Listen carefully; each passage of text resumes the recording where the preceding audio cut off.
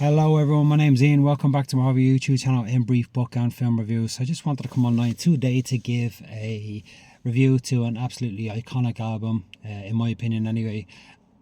This album dropped actually in 1992, so that's like 23 years ago, and a phenomenal Jamaican dancehall duo called Chaka Demus and Pliers. These guys were phenomenal in their time, and their music lives on. So for anyone who is probably under the age of 30, 25, 30 years of age, 35 years of age, and that, and along that time, and that probably might not have ever heard of these guys, and that, and might not have heard of their music, or they were probably very young when they did, might have heard one song and that, and they might have forgotten who it was. Their music will stand the test of time.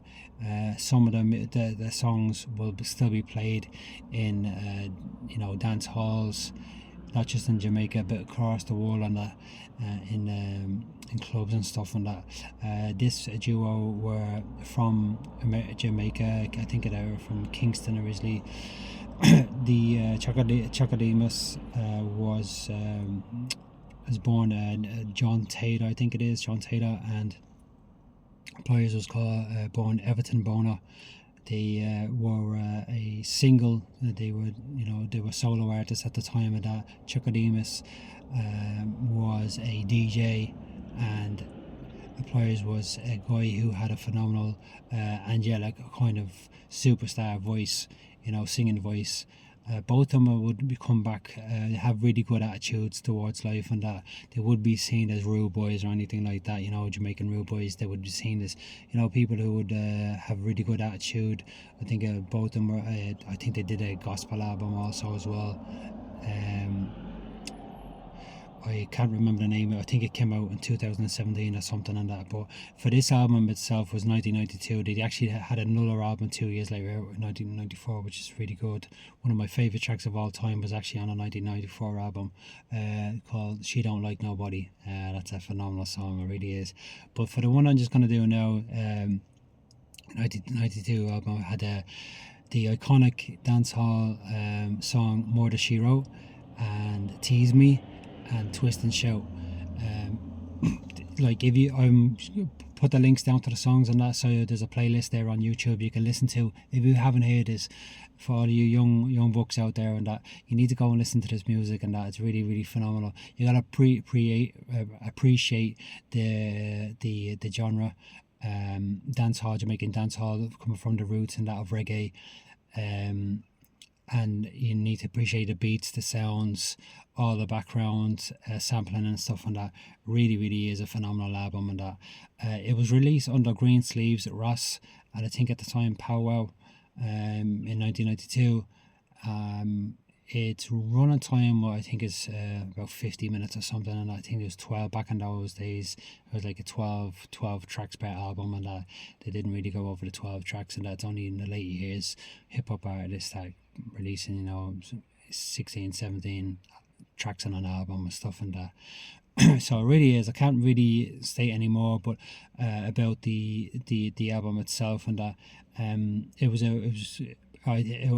know for the fact that it went gold. It went gold. One of the songs, More Than She Wrote, went gold on that. So I presume that it did go platinum in the end, or eventually did go platinum. And that it was, I think it was either Tease Me or More Than She Wrote that song was in the British top 10 for about 3 months or so. And back then in those days, you'd have songs staying in the charts, proper good songs and stuff, and they would stay in the charts for weeks on end, and that people used to bang them out.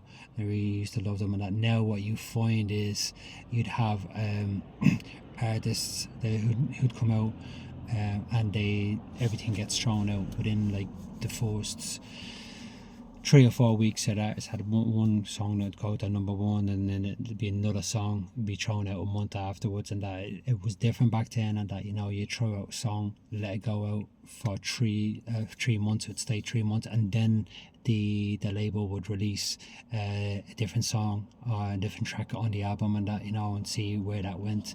Usually they throw out the favourite or the top track first, and it'll be followed closely by the second favourite, and so forth and so on, and that. Yeah, so really, really phenomenal. And to this day, they have a really, really good attitude. They're still together. Um, a lot of Jamaican sounds and vibes at that time was based upon like the attitude kind of thing, like the rude boy attitude and whatnot, swearing, and all that type of stuff. But they were what made them appeal to so many people.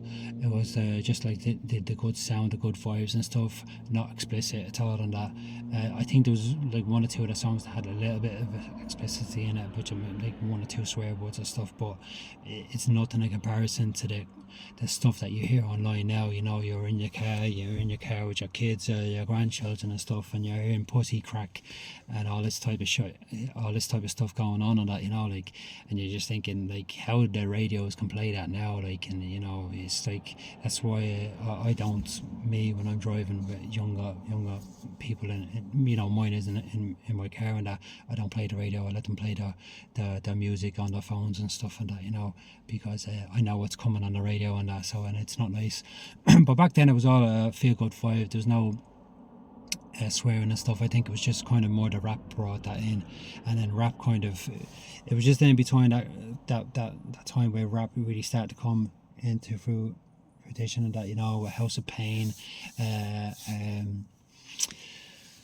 Cypress Hill, NWA, and then a bit later on after that, Biggie and Tupac and stuff and that. So it was just before then, it was still the feel good, the poppy kind of vibe, and that was really, really nice vibe. And anyway, so that's it. So I just wanted to come online anyway and give you a review to that. It's a really, really, really good album, and that check out the second album of that 2 years later on. She Don't Like Nobody, really smooth.